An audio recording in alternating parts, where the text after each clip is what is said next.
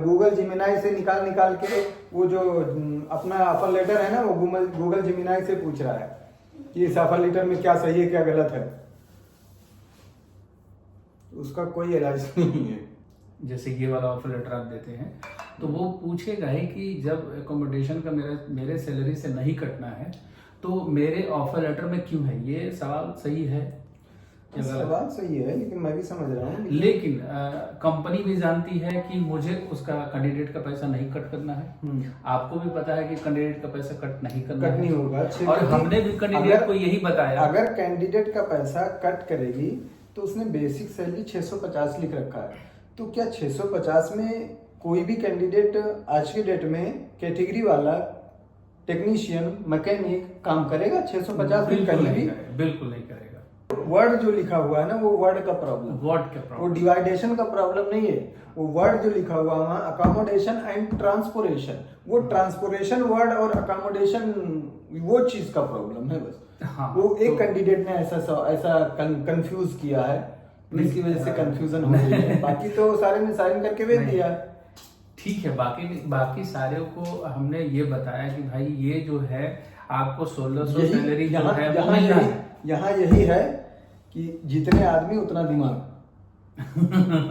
नहीं, अब 4 का दिमाग ठीक है, सही कर गया, ठीक है, उन्होंने बात मान ली। अब ये जिमिनाई चच्चा को पकड़ लिया है, अब ये जिमिनाई चच्चा उसको सही नहीं करके दे रहे हैं। नहीं, आप जो ऑफर लेटर में मुझे दिखाए सैलरी तो वही है, एकोमोडेशन का भी है। एकोमोडेशन मतलब रहने के लिए, और ट्रांसपोर्ट मतलब कहीं आना जाना हो रहा है तो वो पैसा आपके सैलरी से कट रहा है, यानी कि उसमें सैलरी में इंक्लूड है ना। वहां लिखने का तो मतलब वही है, तो लिखने का मतलब वही है, लेकिन कंपनी सैलरी उसको नहीं काटेगी, वो टोटल 1600 रुपए देगी। टोटल 1600 देगी। तो हमारी एक ऐसे मुद्दे पे चर्चा हो रही थी जो कि विदेश से रिलेटेड है, गल्फ जॉब के लिए था। तो कोई भी अब्रॉड के लिए अगर ऑफर लेटर आता है तो उसमें हमें क्लियरेशन होना चाहिए कि भाई मेरी सैलरी क्या है, मेरी बेसिक सैलरी क्या है, और फूड क्या है, फूड है या नहीं है, या फूड कंपनी दे रही है।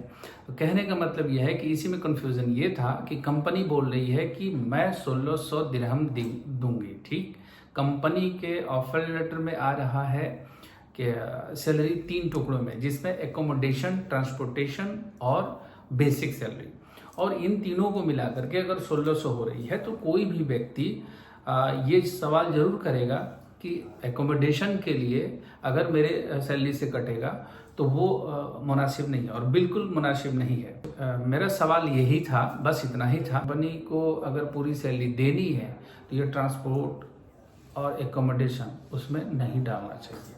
तो मेरा सवाल बस इतना ही था। तो क्या ये मेरा सवाल सही है या गलत है, कमेंट करके आप बताएं। Thank you.